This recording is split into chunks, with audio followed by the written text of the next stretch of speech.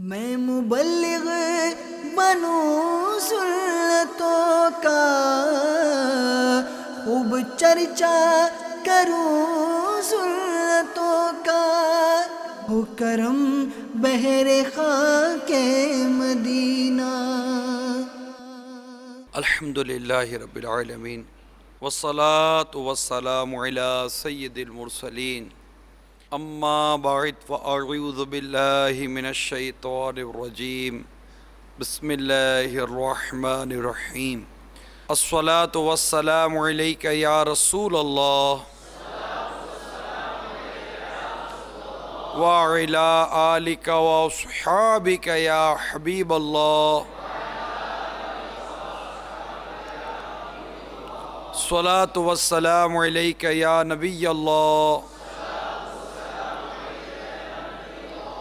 وعلی آلک واصحابک یا نور اللہ۔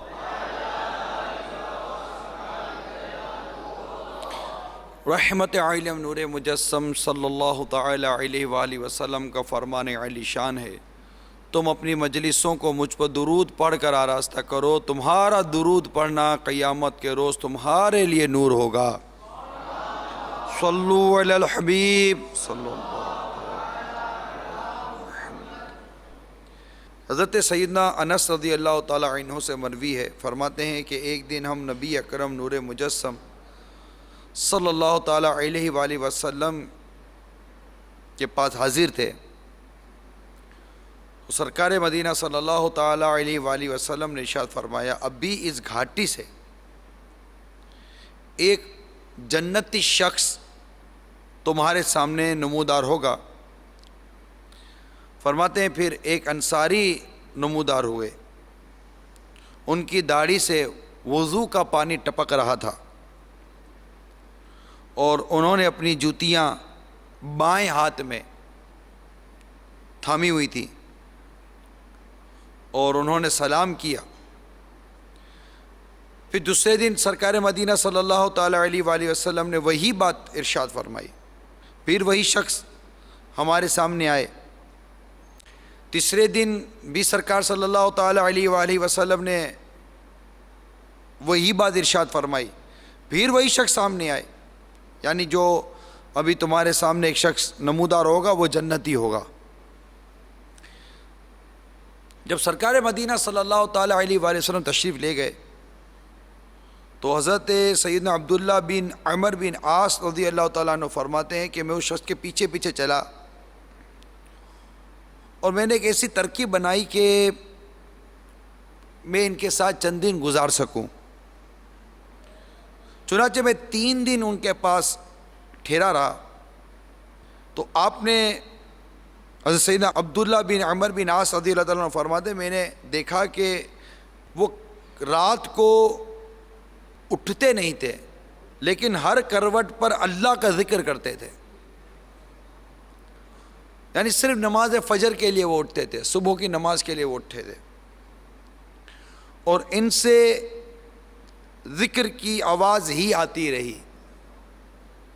جب 3 راتیں گزر گئیں تو قریب تھا کہ میں ان کے عمل کو معمولی سمجھتا، کہ مطلب خلاصہ یہ گفتگو کا کہ وہ گئے تھے ان کا عمل دیکھنے کے لیے، اگر ایسا کون سا عمل ہے کہ جس کے سبب سرکار صلی اللہ تعالیٰ علیہ وآلہ وسلم نے فرمایا کہ یہ شخص جنتی ہے، اور 3 دن تک یہی فرمایا، اور تینوں دن تک یہی انصاری صحابی ظاہر ہوئے، تو وہ ان کا وہ عمل دیکھنے کے لیے کہ انڈرسٹوڈ سی بات ہے کہ میں ان کا عمل دیکھوں اور اس عمل کے مطابق بندہ عمل کرے، برکت حاصل کرے۔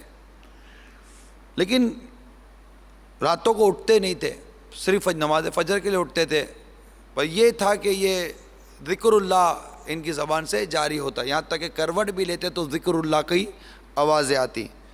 تو آپ فرماتے ہیں کہ اب یہ اس عمل کو میں ایسا کوئی خاص عمل تو میں نہیں سمجھوں کہ معمولی عمل سمجھوں، اب میرا یہ ذہن تھا کہ یہ کوئی خاص عمل تو کرتے نہیں ہیں، تو میں نے ان سے کہا کہ اے اللہ کے بندے، پھر اپنی وجہ بتا رہی کہ میں کیوں آپ کے ساتھ رکا ہوں، کہ میں نے سرکار صلی اللہ تعالی علیہ وسلم سے اس طرح کی بات آپ کے بارے میں سنی، تو آپ کا عمل معلوم کرنا چاہتا تھا۔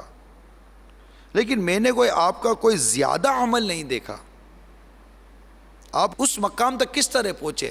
انہوں نے فرمایا وہی کچھ ہے جو آپ نے دیکھ لیا۔ فرماتے جب میں واپس جانے لگا تو انہوں نے مجھے بلایا اور فرمایا وہی ہے جو آپ نے دیکھا، لیکن کسی مسلمان کو اللہ تعالیٰ نے جو کچھ عطا فرمایا میں اس سے حسد نہیں کرتا۔ حضرت سیدنا عبداللہ بن عمر بن عاص رضی اللہ تعالیٰ عنہ فرماتے ہیں میں نے ان سے کہا کہ اسی عمل کی وجہ سے آپ اس مقام تک پہنچے ہیں اور ہمیں اس کی طاقت نہیں۔ میرے میٹھے میٹھے اور پیارے پیارے اسلامی بھائیوں، مدنی چینل کے ناظرین، ابھی ایک جنتی صحابی کا عمل ہم نے سنا اور ان کے اس عمل سے رغبت اور ترغیب پانے کے لیے ان کے ساتھ ایک صحابی 3 دن تک رکے رہے، لیکن جو ہمارے نزدیک جو ایک ہوتا ہے نا عمل میں کہ یوں بھی کرتے ہوں گے، یوں بھی کرتا، یوں بھی کرتا، یوں بھی کرتا، یقیناً یہ بھی بہت اچھی باتیں ہوتی ہیں، لیکن جو کچھ اس روایت سے سامنے آیا تو وہ کوئی ایسا ایک ایکسٹرا آرڈنری دیگر عبادات وغیرہ کی چیزیں سامنے ظاہر نہ ہوئیں، لیکن وہ عمل انہوں نے اپنا منکشف کیا، ظاہر کیا کہ اللہ تعالیٰ کسی کو کچھ عطا فرمائے تو میں اس سے حسد نہیں کرتا۔ یہ حسد جو ہے نا، جیسے اس سے گناہ ہے، یہ حسد حرام ہے، جہنم میں لے جانے والا کام ہے، گناہ کبیرہ ہے حسد۔ تو حسد سے بچنا کتنی بڑی عبادت ہوئی کہ اللہ تعالیٰ نے کسی کو کوئی نعمت عطا کی ہے تو میں اس سے گویا کہ حسد نہیں کرتا ہے۔ جیسے کہ ایک روایت میں ہے کہ سرکار مدینہ صلی اللہ تعالیٰ علیہ وآلہ وسلم نے فرمایا بے شک اللہ تعالیٰ کی نعمتوں کے کچھ دشمن ہیں۔ عرض کیا گیا وہ کون لوگ ہیں؟ فرمایا وہ لوگوں کو ملنے والے عطیات خداوندی پر ان سے حسد کرتے ہیں۔ تو میرے میٹھے اور پیارے اسلامی بھائیوں، یہ حسد ہے، اللہ تعالیٰ ہم سب کو اس سے محفوظ فرمائے، اس سے اس کی آفتوں سے بچا کر رکھے۔ یاد رکھیے حسد ہمیشہ نعمت پر ہوتا ہے۔ جب اللہ تعالیٰ کسی مسلمان کو نعمت عطا فرماتا ہے تو اس صورت میں امام غزالی فرماتے تمہاری 2 حالتیں ہوتی ہیں۔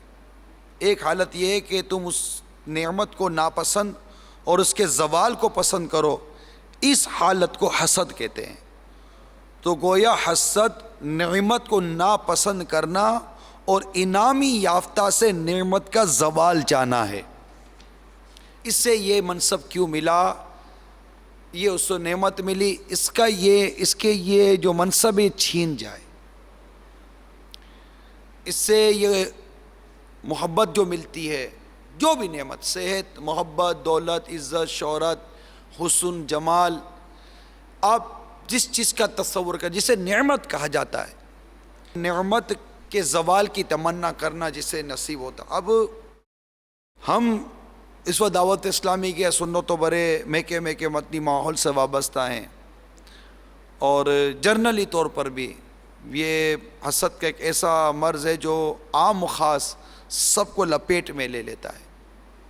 کسی کے اوپر زیادہ شفقت ہوتی ہے، کسی کو زیادہ محبت مل رہی ہوتی ہے، کسی پر زیادہ عنایتیں ہو رہی ہوتی ہیں تو بندہ اسے حسد کرنے لگ جاتا ہے۔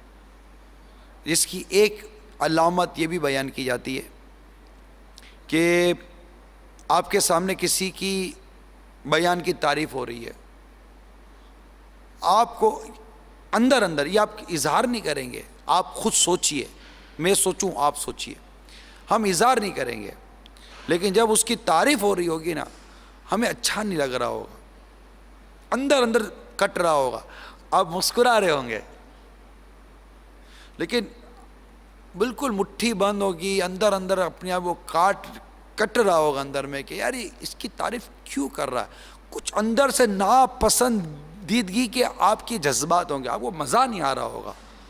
غور کیجئے گا کسی کی اچھی آواز کی تعریف ہو رہی ہوگی، کسی کی اچھی ملاقات کی تعریف ہو رہی ہوگی، کوئی اچھے لباس کی تعریف ہو رہی ہوگی، امام اچھا باندھتا ہے جناب، یہ ہے وہ ہے یار، اس پر ماشاءاللہ ہمارے استاد صاحب، ہمارے نگران صاحب، اس کی شفقت ہے ماشاءاللہ بہت زیادہ ہے، بہت اطاعت گزار ہے، آپ کو مزہ نہیں آ رہا. یعنی کسی کی تعریف کسی بھی عنوان پر ہو رہی ہوگی، مزہ نہیں آئے گا. بہو کے سامنے ساس کی تعریف کرو مزہ نہیں آتا، ساس کے سامنے بہو کی تعریف کرو مزہ نہیں آئے گا. کسی کی بچے کی کسی اور کی طرف تعریف کرو مزہ نہیں آئے گا. آخر یہ مزہ نہیں آنا کیوں ہے؟ مزہ کیوں نہیں آ رہا؟ اس نے نہ آپ کو گالی دی تھی کبھی، اس نے نہ کبھی آپ کو جھاڑا ہے، اس نے نہ کبھی آپ کو ڈانٹا ہے، اس نے آپ کے ساتھ کوئی ایسا سلوک نہیں کیا، پھر کیا وجہ ہے کہ اس کی تعریف، اس کی کسی نعمت کیا کے بارے میں کوئی حوصلہ افزائی کر رہا ہے یا اس پر براہ راست شفقت کر رہا ہے؟ آخر وہ کون سا جذبہ ہے، وہ کون سی خصلت ہے جو اس وقت ہمارے قلب و ذہن پر حملہ آور ہے اور ہمیں اس کی تعریف، اس کی یہ باتیں یا اس پر ہونے والی شفقت یا اس کے اوپر ہونے والی عنایت پسند نہیں آ رہی، اندر اندر کٹ رہا ہے؟ میں کہہ رہا ہوں زبان سے اظہار نہیں ہو رہا. آپ زبان سے نہیں کہہ رہے کہ یار چپ ہو جا یار مت کرو اس کی تعریف، آپ زبان سے اظہار نہیں کر رہے. حسد یہ اندر کا چھپا ہوا ایک مرض ہے، باطن کا چھپا ہوا ایک مرض ہے، باطنی گناہ ہے حسد. اس کو بیان کیوں ملا، اس کو نعت کیوں ملی، اس کو یہ کیوں ملا، روز بیان، روز نعت، روز اس کی، ہر ہفتے وہی، ہر ہفتے وہی، ہر جگہ وہی، ہر سمت وہی، ہر جگہ وہی، ہر سمت وہی، ہر وقت وہی. اب وہ کیا تکلیف ہے؟ وہ کیا تکلیف ہے جس کی وجہ سے آپ یہ سوچ رہے ہر وقت یہ کیوں، ہر وقت یہ کیوں، ہر وقت اسی کا کیوں، ہر وقت اسی کا کیوں؟ یہ ہر وقت اسی کا کیوں پر جو آپ کو تکلیف ہو رہی ہے، آپ کو جو چبھن ہو رہی ہے، آپ کی جو یہ محسوسات ظاہر ہو رہے ہیں، آخر اس کو کوئی تو نام دیں گے، اس کو کچھ تو نام دیں گے نا آپ. یہ کیا ہے؟ اس نے نہ کبھی آپ کو ماں باپ کی گالیاں دی ہے، نہ کبھی اس نے آپ کی دولت کھائی، نہ وراثت میں آپ کا حق کھایا. کوئی ایسی چیز کہہ رہا ہوں کہ کوئی ایسی علامت نہیں ہے. آخر پھر وہ کون سی چیز ہے جو ہمیں اس کی اس نعمت کے متعلق تشویش پیدا کر رہی ہے، جلن پیدا کر رہی ہے اور مزہ نہیں آ رہا؟ ہو سکتا ہے کہ اس کا نام حسد ہی ہو سکتا ہے اس کا نام حسد ہی ہو، اور اس کا نقصان ہی نقصان. یعنی اگر آپ کسی کی آواز سے، ہم میں سے کوئی بھی کسی کی آواز سے حسد کر رہا ہے، آپ بتائیے کیا میرے حسد کرنے سے اس کا گلا بیٹھ جائے گا؟ نہیں، وہ تو بہترین گلے کے ساتھ لگا ہوا ہے، وہ جتنا لگا رہے گا میرا حسد اتنا بڑھتا چلا جائے گا. اللہ تعالیٰ نے کسی کو اچھی صورت دی، حسن و جمال دیا، اب میں جب غصہ آ رہا ہے، حسد ہو رہی ہے، بتائیے کہ میرے حسد کرنے سے اس کا چہرہ کیا جل کر کالا ہو جائے گا؟ نہیں نا. اب اس کا حسن و جمال ہے ہی، ہو سکتا ہے کہ اس کے حسن و جمال میں اور کشش پیدا ہو جائے، یہ تہجد گزار ہو جائے اور رونق آ جائے اس کے چہرے پر، تو اب اور میرے حسد میں اضافہ ہو جائے گا. یوں ہم غور کرتے جائیں اور اس کی طرف غافل نہیں ہو. غافل ہو تو مر جائیں گے. کہ یہ جس کے لیے بھی ہو، اور جہاں چند لوگ جمع ہوں، چاہے وہ گھر ہو، بازار ہو، دوست احباب ہوں، کوئی بھی ایسی جگہ جہاں چند اسلامی بھائی جمع ہوں، چند افراد جمع ہوں، چند لوگ جمع ہوں، مارکیٹ کے اندر ہوں، گھر کے اندر ہوں، جہاں 10-15 6-8 افراد رہتے ہوں، اسپیشلی جب کوئی باہر سے آئے، جیسے کہ میں مثال دیتا ہوں، بہو باہر سے آتی ہے، کوئی اور چیز ہو جائے، گھر کے اندر بھی، یعنی جہاں چند لوگ جمع ہوں وہاں کچھ نہ کچھ کسی نہ کسی تفاوت سے، کچھ نہ کسی وجہ سے ایک دوسرے سے حسد کے جذبات پیدا ہو جاتے ہیں. نئے لوگ جمع ہو، کمپنیاں ہوتی ہیں، لوگ آپس میں رہ رہے ہوتے ہیں، کمپنی میں کام کر رہے ہوتے ہیں، آفیسز کے اندر کام کر رہے ہوتے ہیں، وہاں حسد آ جاتی ہے، ایک دوسرے کے ساتھ وہاں جیلیسی آئی. اس کو ہمارے یہاں کی ایک ماڈرن لینگویج میں پروفیشنل جیلیسی کا نام دیا جاتا ہے. پیشہ وارانہ آپس میں جلن ہو جاتی ہے. اسی طرح دکاندار آپس میں ایک دوسرے کے ساتھ کام کر رہے ہوں، دودھ والے ایک ساتھ دکانیں کھول کے بیٹھے ہوں. اب دودھ والا ہے اور ایک طرف جنرل اسٹور والا. اب جنرل اسٹور کے پاس رش ہوگا تو دودھ والے کو حسد نہیں ہوگی, لیکن جب دونوں ہی ساتھ ساتھ دودھ والے بیٹھے ہوں گے نا, اب جب دوسرے ایک دودھ والا چلے گا دوسرا دودھ والا نہیں چلے گا تو اس کو حسد ہونے کا اندیشہ رہے گا. یہ بات یہ ہے کہ وہ چیز جس کا حصول آ سکتا ہے. امام غزالی رحمۃ اللہ تعالیٰ علیہ نے ایک جگہ پر اس کی بڑی پیاری وضاحت فرمائی ہے حسد کے حوالے سے. امام غزالی فرماتے ہیں, بڑی توجہ سے سنیے گا, حسد اسی وقت ہوتا ہے جب ایک مقصود پر مختلف نگاہیں لگی ہوئی ہوں. بہت ہی اہم اور قیمتی مدنی پھول ہے اور بالکل وہ جڑ سے پکڑنے والی چیز ہے. اللہ تعالیٰ مجھے اور آپ کو توفیق دے گا ہم یہ بات سمجھ جائیں. امید ہے کہ یہ سمجھنے کے بعد اگر عمل کی طرف آئیں, اللہ نے چاہا تو حسد سے چھٹکارا نصیب ہو سکتا ہے. حسد اسی وقت ہوتا ہے جب ایک مقصود پر مختلف نگاہیں جمی ہوئی ہوں, مختلف نگاہیں لگی ہوں اور وہ سب کو پورا نہ ہو سکتا ہو. یہی وجہ ہے کہ تم لوگوں کو آسمانی زینت کی طرف دیکھنے میں حسد کرتا ہوا نہیں دیکھو گے, جبکہ وہ باغوں کو دیکھتے ہیں ایک دوسرے سے حسد کرتے ہیں, کیونکہ یہ زمین کے ایک چھوٹے سے حصے میں ہوتے ہیں اور آسمان کے مقابلے میں تمام زمین کچھ بھی نہیں. یہاں ساری گفتگو کا جو میری ناقص عقل میں خلاصہ آتا ہے, میری ناقص عقل میں, وہ اس طرح کا ہے کہ وہ ایک مقصود پر مختلف نگاہیں لگی ہوئی ہوں, وہ سب کو پورا نہ ہو سکتا ہو, اور اس کا مطلب میں اپنے لیے اس کا حصول پاتا ہوں. دولت ہے, اب ایک کو ملی ہے تو اب یہ دولت کا میرے لیے ملنے کا ایک حصول تو ہے نا کہ مجھے مل سکتی ہے. اب کوئی چاند پر چلا جائے, اب ہم ایکسپیکٹ کرتے کہ چاند پر میں تو نہیں پہنچ سکتا, تو ہم چاند پر جانے والے حسد بھی نہیں کرتے, یا کوئی اور اس طرح کی کوئی اور چیز ہو جائے.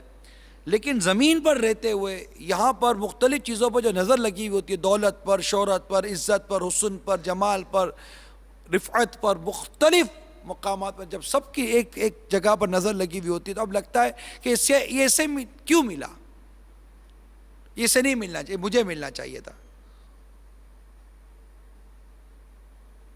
تو یہ بعض بہت بنیادی چیزیں ہوتی ہیں کہ یہ مجھے ملنا چاہیے تھا, اور وہ حسد کا شکار ہو جاتا ہے.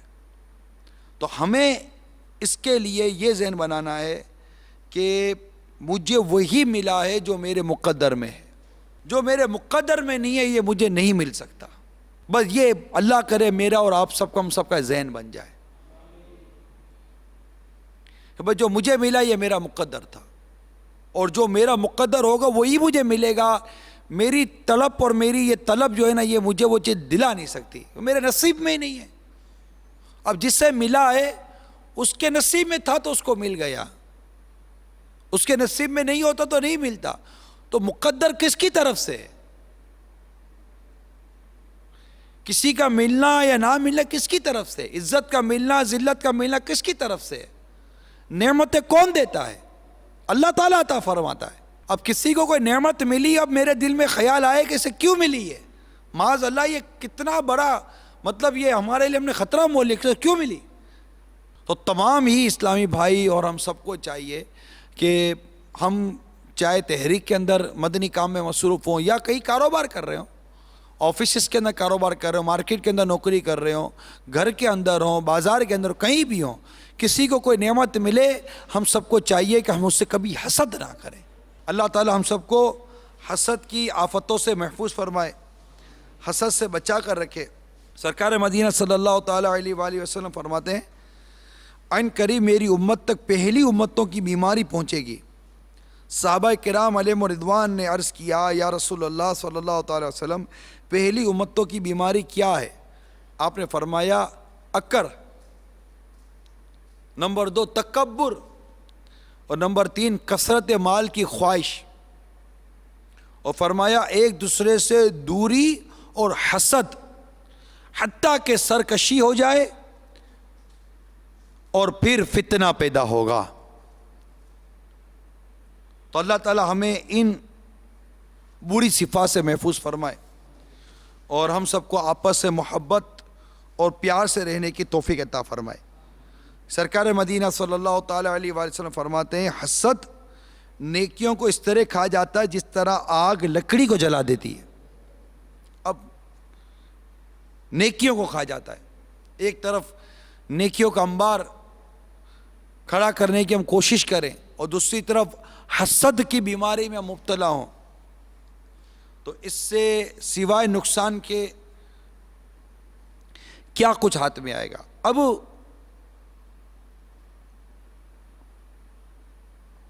آپ کو میں ایک حسد کرنے والے کا انجام بتاتا ہوں کہ ایک شخص تھا جو بادشاہ کے دربار میں اس کو حاضر ہوا کرتا تھا.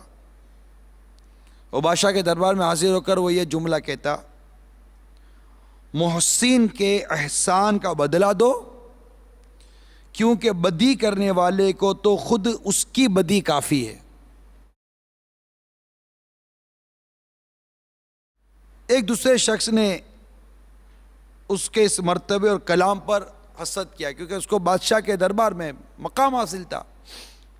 آتا تھا نیکی کی دعوت دیتا تھا, نصیحت کرتا تھا, چلا جاتا تھا اور اس طرح کے یہ جملے بیان کر دیتا تھا. اب ایک شخص کو اس سے حسد ہو گئی. بادشاہ کے پاس جا کر کہا فلاں شخص جو آپ کے سامنے کھڑا ہو کر فلاں فلاں بات کرتا ہے اس کا خیال یہ ہے کہ بادشاہ کا منہ گندا ہے. بادشاہ نے کہا مجھے اس بات کی صحت کیسے معلوم ہے کہ تم جو کہہ رہے ہو وہ صحیح ہے. اس نے کہا اس کو اپنے پاس بلائیے, جب وہ آپ کے پاس آئے گا تو اپنے ناک پر ہاتھ رکھ لے گا تاکہ اس سے بدبو نہ آئے. یعنی جب یہ آپ کے پاس آئے گا تو اپنے ناک پر ہاتھ رکھ لے گا تاکہ آپ کے منہ کی بدبو اس کے ناک تک نہ پہنچے. بادشاہ نے کہا تم جاؤ میں اس کا جائزہ لوں گا. وہ شخص بادشاہ کے پاس سے چلا گیا اور اس دوسرے آدمی کو اپنے گھر بلا کر کھانا کھلایا جو بادشاہ کے دربار میں مقرب تھا, جس سے اس کو حسد ہو گئی تھی. اس کو اپنے گھر بلایا, اس کو کھانا کھلایا جس میں اس نے لہسن, کچا لہسن ہوتا ہے جس سے کھا تو بدبو آ جاتی ہے, اس کو ٹھیک ٹھاک لہسن اس کھانے میں ملایا. جب وہ شخص وہاں سے نکلا اور بادشاہ کے پاس جا کر حسب عادت اس کے سامنے کھڑا ہوا اور کہا محسن کے ساتھ اس نے سلوک کرو, برائی کرنے والے کو اس کی برائی کافی ہے. بادشاہ نے کہا میرے قریب آؤ. وہ قریب ہوا تو اپنے منہ پر ہاتھ رکھ لیا تاکہ بادشاہ تک لہسن کی بو نہ پہنچے. بادشاہ نے دل میں کہا فلاں آدمی نے سچ کہا تھا. بادشاہ کو اس کی وہ بات یاد آ گئی کہ وہ منہ پر ہاتھ رکھ رہا, اب اس کو لگتا ہے کہ میرے منہ سے بدبو آئے گی. یہاں سوچ کا فرق آ گیا نا. بادشاہ اس کے لیے انعام یا صلہ کی تحریر لکھا کرتا تھا. چنانچہ اس نے اپنے عامل کو ایک تحریر لکھی کہ جب یہ شخص جس کے پاس یہ خط ہے, تحریر یہ لکھی کہ یہ شخص جس کے پاس یہ خط ہے تمہارے پاس آئے تو اسے ذبح کر کے اس کی کھال کھینچ لو اور اس سے بھوسا بھروا کر ہمارے پاس بھیجو. اب وہ شخص جو یہ کہتا تھا کہ بھلائی کرنے والے کے ساتھ بھلائی کرو اور برائی کرنے والے کو اس کی برائی کے سپرد کر دو. اب اس کو جب یہ پرچی ملی, سے پہلے بھی پرچی ملتی تھی, وہ جا کر انعام وصول کرتا تھا. اب کے بعد جو پرچی ملی اس میں سزائے موت تھی. اب جب یہ شخص خط لے کر نکلا تو دوسرا شخص اس کو راستے میں ملا. اس سے پوچھا یہ کیسا خط ہے؟ اس نے کہا مجھے دے دو. اس نے کہا تم لے لو. اس کو لالچ ہوئی کہ میں جا کر انعام لے لوں. اب وہ عامل کے پاس گیا اور اس کو پرچی دی کہ بادشاہ نے یہ پرچی دی ہے. اس سے جب پرچی پہ سب تو پتہ ہے اس میں کیا لکھا ہے, کیا لکھا ہے. اور اس میں لکھا ہے کہ میں تجھے ذبح کر دوں اور کھال اتار دوں, یعنی کھال اتار تو بھوسا بھر دوں. تو اس نے کہا کہ یہ خط میرے بارے میں نہیں ہے, خدا کے لیے مجھے چھوڑ دو, میں بادشاہ کے پاس جاؤں. اس نے کہا بادشاہ کا خط واپس نہیں ہو سکتا. چنانچہ اس نے اسے ذبح کر کے کھال اتاری اور اس میں بھوسا بھر کے بادشاہ کے پاس بھیج دیا. اب وہ پہلا شخص اپنی عادت کے مطابق بادشاہ کے پاس آیا اور پہلے والا کلمہ کہا، بادشاہ کو تعجب ہوا، اس نے تو اس کے سزائے موت لکھ دی تھی کہ یہ دوبارہ کیسے سلامت میرے سامنے آ گیا. تو بادشاہ نے اس خط کے بارے پوچھا کہ جو میں نے تجھے پرچہ دیا تھا اس کا کیا ہوا؟ اس نے کہا وہ تو میں نے فلاں شخص کو دے دیا. بادشاہ نے کہا اس نے مجھے بتایا تھا کہ تمہارے خیال میں میرے منہ سے بو آتی ہے. اس نے کہا میں نے یہ بات نہیں کہی. بادشاہ نے پوچھا پھر تم نے اپنے منہ پر ہاتھ کیوں رکھا تھا جب میرے سے بات ہو رہی تھی؟ تو اس نے کہا مجھے اسی شخص نے کھانا کھلایا تھا جس میں اتنا سارا لہسن تھا، تو میں نے پسند نہ کیا کہ آپ کو میرے منہ سے یہ بو آپ تک پہنچے، اس لیے میں نے اپنے منہ پر ہاتھ رکھ لیا تھا. تو بادشاہ نے کہا تم نے سچ کہا، برائی والے کو خود اس کی اپنی برائی کافی ہے. اب میرے میٹھے اور پیارے اسلامی بھائیوں، مدنی چینل کے ناظرین، یقیناً حسد کرنے والے کے بارے میں جب پتہ چلتا ہے کہ یہ ہم سے حسد کر رہا ہے بہت تکلیف ہوتی ہے، یا کوئی بھی کسی طرح کی ہم کو اذیت پہنچاتا ہے، ہمیں پتہ چلتا ہے ہمارے خلاف سازش کر رہا ہے، ہمارے خلاف یہ کر رہا ہے، ہمارے خلاف وہ کر رہا ہے، میں کہتا ہوں کنفرم پتہ ہے یہ کر رہا ہے. لیکن اس شخص کا یہ جملہ، محسن کے ساتھ اس نے سلوک کرو، جس سے تمہارے ساتھ اچھا برتاؤ کیا اس سے اچھا برتاؤ کرو، اور برائی کرنے والے کو اس کی برائی کے سپرد کر دو. یہ اتنا پیارا مدنی پھول ہے کہ اگر ہم یہ ذہن بنا لیں نا کہ میں نے کسی سے انتقامی کارروائی لینی نہیں ہے، ہم منتقم المزاج کیوں بنے؟ ہم قرآن پاک کے اس حکم پر عمل کیوں نہ کریں؟ برائی کو بھلائی سے ٹال. آپ دیکھیے کہ اس حکایت کے اندر وہ شخص کس قدر اس کی برائی کا خواہ ہوا، یہاں تک کہ بادشاہ کے جناب میں اس کو رسوا کرنے کی کوشش کی، اس کے موت کے در پہ ہو گیا. نتیجہ کیا نکلا؟ مشہور ایک کہاوت ہے کہ جو کوئی کسی کے لیے گڑھا کھودتا ہے وہ خود ہی اس میں گرتا ہے، مشہور کہاوت ہے. تو ہم جب اس بات پر ذہن بنا لیں، تمام مدنی چینل کے ناظرین بھی غور کریں، یا کبھی کسی وقت بھی آپ سن رہے غور کیجئے کہ ہمارے ساتھ جو برائی کرنے والوں کے بارے میں ہمیں پتہ چلتا ہے یہ برائی کرتا ہے، آپ کو لگتا نہیں ہے کہ یہ خود اس فعل میں مبتلا ہے جو خود اس کی اپنی ہلاکت کے لیے کافی ہے؟ مجھے کیا ضرورت پڑی ہے کہ میں اب اس کے بارے میں سازشیں کروں، میں اس کے بارے میں کچھ اور کروں؟ جب یہ برائی کر رہا ہے، برائی چاہ رہا ہے کسی کے بارے میں، تو بس اس کی برائی کافی ہے. ہاں میرے ساتھ جو بھلائی کرتا ہے، جو احسان کرتا ہے، میں اس کا تو بدلہ دے دوں. برائی کرنے والوں کے پیچھے کیا میں برائی کرتا پھروں گا؟ اس کی برائی اس کو پوری کر لے گی. اور یہ اتنی اس کی نظیر ہیں، اس کی اتنی مثالیں ہیں جس کی کوئی حد نہیں. اور یہ بھی مثالیں موجود ہیں کہ جو کوئی برائی کرنے والوں کے ساتھ برائی نہیں کرتا، ہمیشہ بھلائی کا ذہن رکھتا ہے، درگزر کا ذہن رکھتا ہے، معافی کا ذہن رکھتا ہے، کہتے ہیں دل بڑا رکھتا ہے نا، اللہ تعالیٰ اس کے لیے ایسے اسباب پیدا کر دیتا ہے کہ اس کو برائی نہیں پہنچتی، بلکہ وہ اور بھلائی کی طرف بڑھتا چلا جاتا ہے. اس سے نفرت کرنے والوں کی کمی ہوتی ہے اور اس سے محبت کرنے والوں میں اضافہ ہوتا چلا جاتا ہے. اس کے لیے قربانی دینی پڑتی ہے، اس کے لیے بہت ضبط چاہیے، یہ عام نہیں ہے.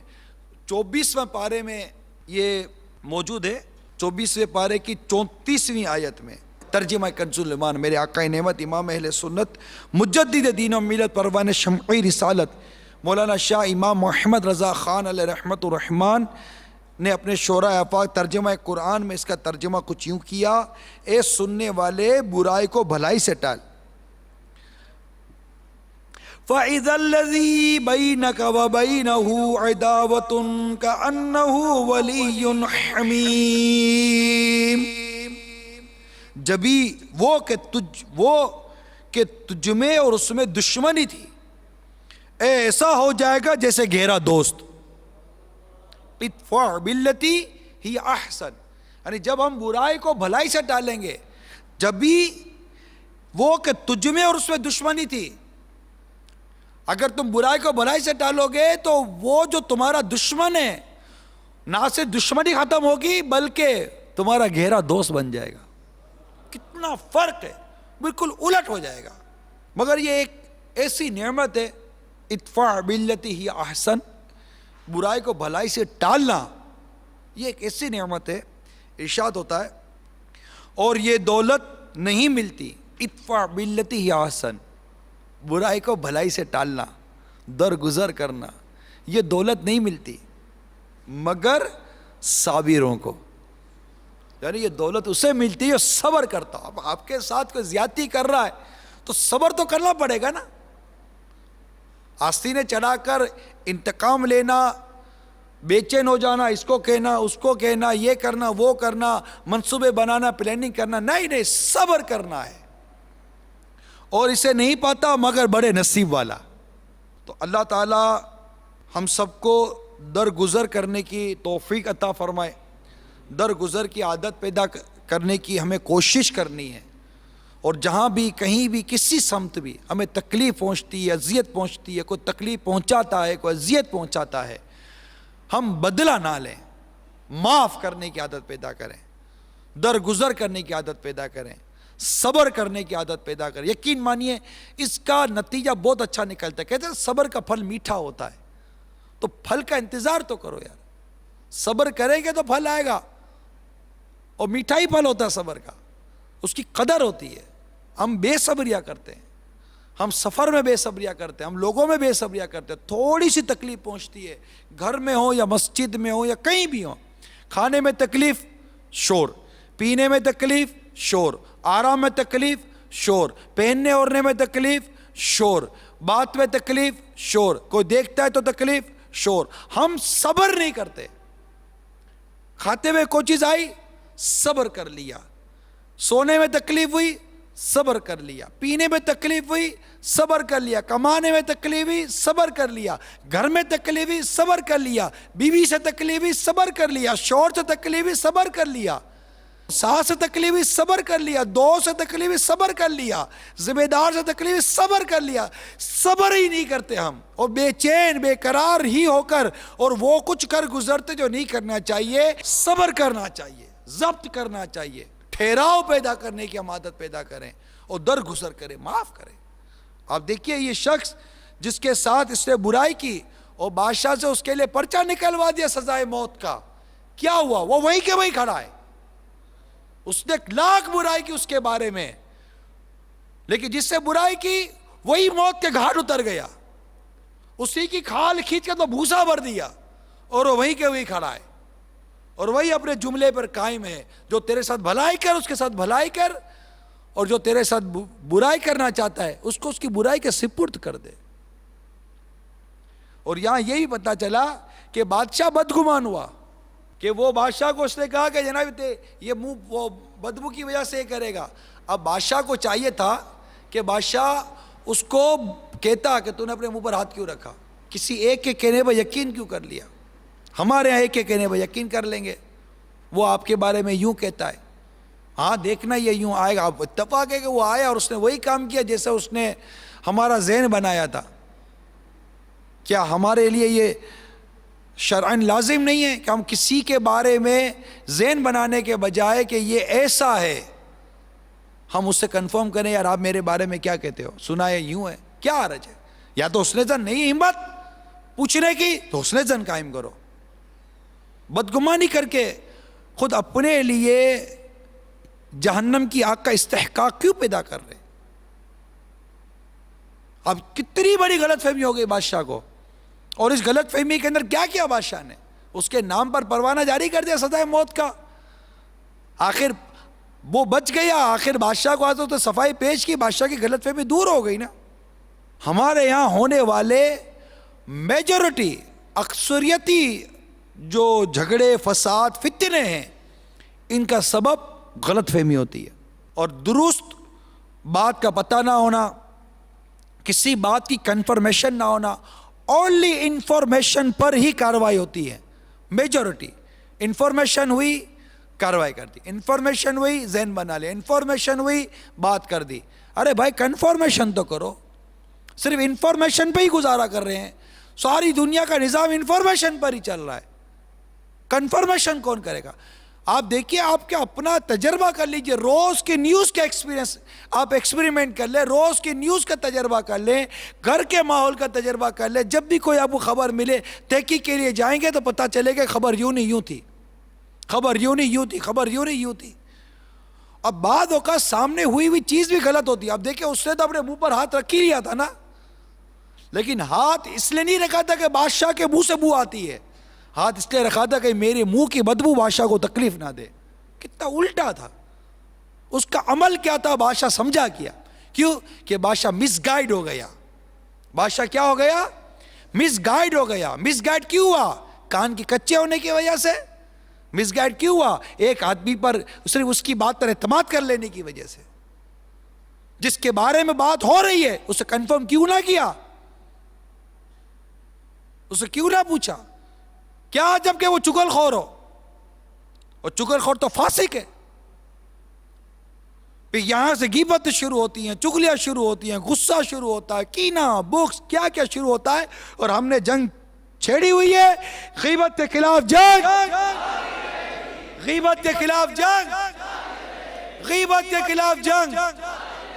نہ غیبت کریں گے نہ غیبت سنیں گے. محبتوں کے چور کفل مدین انشاءاللہ, کفل مدین انشاءاللہ, کفل مدین انشاءاللہ. صلو علی الحبیب. تو میرے میٹھے میٹھے پیارے پیارے اسلامی بھائیوں, جو مدنی چینل پر آپ دیکھ رہے ہیں, سن رہے ہیں, حسد سے بچنا ہے. اور اس کا بہترین علاج یہ ہے کہ جب کسی کو آپ دیکھیں نا کہ اس کو اللہ نے آواز بہت اچھی دی ہے, آپ دعا کر دو, یا اللہ اس کی آواز میں اور برکت عطا کر. دیکھیں اللہ تعالیٰ نے اس کو محبتوں کا نعمت دی ہے. ہر شخص سے محبت کرتا ہے, ہر شخص اس کی طرف بڑھتا ہے. جیسے میرے پیر ہے, جس کو دیکھو بڑھتا چلا جاتا, جس کو دیکھو چومنے کی کوشش کرتا. اب آپ دیکھ رہے ہیں تو اللہ نہ کرے کسی کے دماغ میں یار یہ دیکھو یار کیا ہے, یہ کیا ہے, کیا ہے, کیا ہے, نہیں ہے. اللہ کی نعمت ہے یہ. ارے کون کس کی طرف جاتا ہے, کون کس کو پکڑتا ہے, کون کس کو چھوتا ہے. یہ میرا پیر ہے جس کو پکڑنے کے لیے, چھونے کے لیے, دیکھنے کے لیے لاکھوں لاکھ نوجوانوں کی آنکھیں ترستی ہیں, ترستے ہیں کہ ہمارا ہاتھ لگ جائے. یہ اللہ کی نعمت ہے. ایک میگنیٹ ہے, میگنیٹ کشیش ہے, جو اس کی طرف آتے اس کو اپنی طرف کھینچ لیتی ہے. That is called spiritual power. ایک روحانی طاقت ہے, ایک روحانی قوت ہے.